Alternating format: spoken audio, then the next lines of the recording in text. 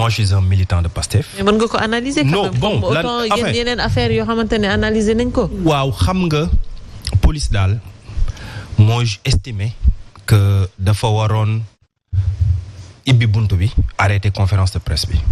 Je pense que vous êtes des journalistes, vous pouvez peut-être vous adresser à la police pour comprendre. Voilà, donc en fait, ouais, d'accord, de toute façon, loolu daal laa mën a wax par rapport à ça, par rapport à ce que le police def, je vais pas porter de commentaires là-dessus.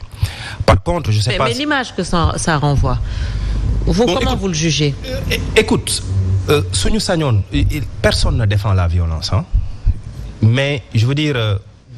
Faut kenn fàttewul c'est-à-dire faut pas se victimiser ñun ñëpp yéen déglu ngeen Barthélémy Diaz avant les élections qui est plus violent que Barthélémy Diaz dans ses propos amul qu'est-ce qu'il a dit c'est-à-dire il faut pas xam nga aujourd'hui il y a deux lectures qu'on peut avoir yéen peut-être que certains dans ce plateau-là ils font pas de la politique peut-être qu'ils ont un regard un peu différent de ceux qui font de la politique mën nañ ko comprendre mais politique dafa am ay réalités am d'accord ñu deful politique nag on peut les comprendre parfois ñu am yenn jugement yi d'accord Barthélémy Diaz moo fi taxaw ne moom boo amee majorité dëkk bi du fonctionner Barthélémy il a dit oui ou non Barthélémy Diaz moo fi taxaw ne moom moo Ousmane Sonko c'est un mortal combat il a dit oui ou non. Il a dit. waaw voilà donc aujourd'hui justice dafa am li muy dox politique am lu muy dox d'accord. Et je dis que nous sommes des républicains. C'est-à-dire, on l'a toujours été. Ah non. Xam nga ce qui est formidable dans ce débat-là. Bi ma koy dégg ñu wax yëpp ay loi la wax. C'est-à-dire, lépp lu préfet wax ak lépp lu ministre de la justice def, c'est basé sur des lois. Je veux dire, mais tout son argumentaire, tout ça, maintenant, et ce qui est aussi formidable, c'est que tu as toujours dit pour moi. Donc, oui. Tu as fait une analyse personnelle. Ah, mais évidemment, nous sommes tous là pour faire des analyses personnelles. Donc, ceux qui ont aussi... Sauf si tu as une liste de choses, mais nous sommes tous là pour faire des analyses personnelles. Dafa am ñoo xam ne ci réew mi dañ leen tànn pour ñu mën a exercer yenn pouvoir yi. yow doo préfet man du ma préfet. mais du tey préfet bu tegee acte. waaw d'accord bu tegee acte nous sommes libres de commenter cet acte. Si tu peux commenter. et de dire le préfet s'est trompé en visant. Bon loolu c'est ton opinion personnelle. mais bien sûr que nous sommes là pour des opinions personnelles. Mais léegi si tu estimes xam nga nous sommes dans un état de droit. du ma ne sax yow wala boog Bart wala ku nekk s'il estime que préfet bi li mu def du yoon mais les juridictions sont là. oui wax nga ko.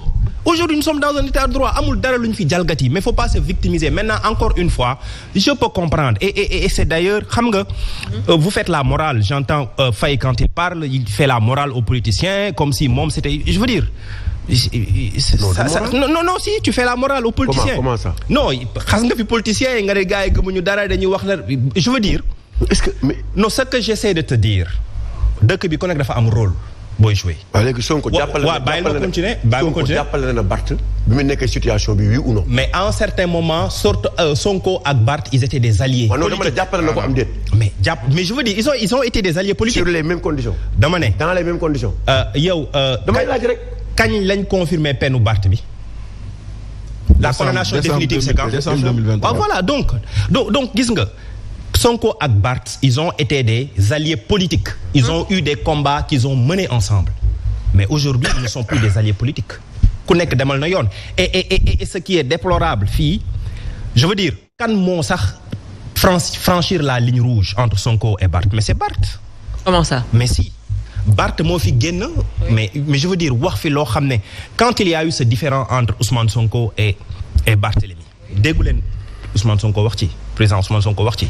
Barth moo takkoon rajo yi il se prenait pour la star parce que pour moom am na allié ak Macky Sall on va descendre un adversaire politique Ousmane Sonko il pensait que je veux dire je l'ai dit mos naa dem benn plateau Barth encore une fois je veux pas faire de jugement personnel mais malheureusement moom d'ailleurs il le dit moom nee na politique la liggéeyam c'est un as en politique mais malheureusement il manque de stratégie il pense qu'il est hyper intelligent il ne l'est pas il pense que tout se règle par les muscles ça la politique c'est pas les muscles moom c'est ça son problème gis nga aujourd'hui il a été pris dans son propre jeu il faut lui dire la vérité ceux qui aiment Barth c'est-à-dire góor nag booy jaay guerrier ba gis ku la mën daaneel la mais da ngay nangu il faut être un gentleman affaire de gentleman il faut dire ça à Barth aujourd'hui amul dara lu ñu fi respecté wu lépp lu ñu def ci loi bi la il faut cesser de se victimiser maintenant damay ñëw ci yow li nga wax parce que c'est quand même grave quand tu dis que président dem na Dubaï il a rencontré Karim Wade mais Karim Wade c'est un Sénégalais. Donc parce que dañ ko mës a condamné parce qu'il a eu des problèmes on doit waruñu ko rencontrer mais c'est quel Sénégal. yow déggoo li ma wax de. non dégg naa bu baax li nga wax dama la bëgg wax ne ñun nous sommes gis nga Sénégal le président Bassirou Diomaye Faye je pense qu'il ne cessera jamais de le répéter moom c'est le président de tous les Sénégalais c'est pas le président de Pastef képp kuy Sénégalais moom mooy sa président nga mës a nekk dans l'opposition mosoo nekk dans l'opposition que tu sois avec ou contre lui. Il est ton président et moom son objectif aujourd'hui c'est de tout faire pour rassembler sénégalais yu am compétence yu jub pour mën a liggéeyal Sénégal ak foo mënti bokk et Karim Wade c'est un Sénégalais man j'ai été très heureux de le voir rencontrer le président de la République. 135 milliards. Maintenant non donc est-ce que dinañ ko laaj. defal ndànk loolu non defal ndànk loolu bu ko yoon man defuma dama ne je te réponds facilement nga man li ma defaan Karim yoo xamoo ko. waaw non mais je veux dire est-ce que vous serez logique avec vous-même. dama ne bu ko yoon laajee. yoon kay da ko laaj kay. bu ko yoon laajee le moment venu bu ko yoon laajee. bu ko yoon non non. waaw kon bàyyi leen ba yoon laaj ko. bu ko yoon laajee bu ko yoon laajee ça se fera. maintenant li ma bëgg wax parce que souvent seen rhétorique mooy lan il y a d'autres priorités mais est-ce que le pays là dañoo arrêté liggéey.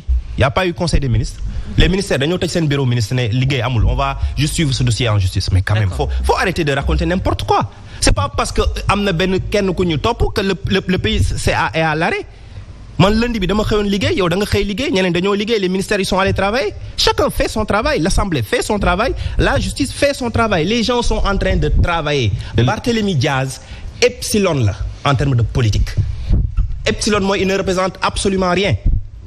Peut-être que, je veux dire, c'était benn tonneau vide boo xam ne qui faisait que parler, mais les élections nous ont départagé. Donc oui, il faut que ça soit clair. Aujourd'hui, nous sommes focus. Liggéeyal Sénégal la ñu nekk. Barthélémy Diaz, comme je dis, epsilon la. C'est-à-dire son cas, il l'a dit, il a des voies de recours. Et nous souhaitons que la justice fasse son travail, sans parti pris. Sauf qu'il doit retrouver sa mairie, qu'il en soit ainsi.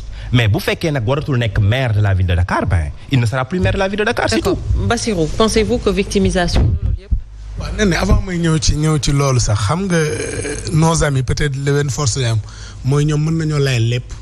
waaw non li weexaloon dem mën nañ ko ñuulal tey li ñuulaloon dem mën nañ ko weexal tey mais dama koy fàttali ni Barthélémy mi muy qualifié de violent il n'a jamais traité le président de la République de Samuel Doe ni nañ ko traîner. Barthélémy Diaz bi ñuy wax dafa violent il n'a jamais demandé à ce que ñu fusiller les anciens chefs de l'État. mais c'est lui qui a tiré à bout portant sur un garde du corps. waaw mais ce garde du corps. moom moo jël pistolet jam benn garde du corps ñëpp di gis ñu filmer ko. boo àndeek dal rek dina. waaw non je te dis waaw non je te dis xam nga tey ñoom la ñu waxoon démb la ñuy weddi tey te Serigne Cheikh Gaïndé Fatma géwél bi daf ko noonu Mbàkke yow loo wax def ko.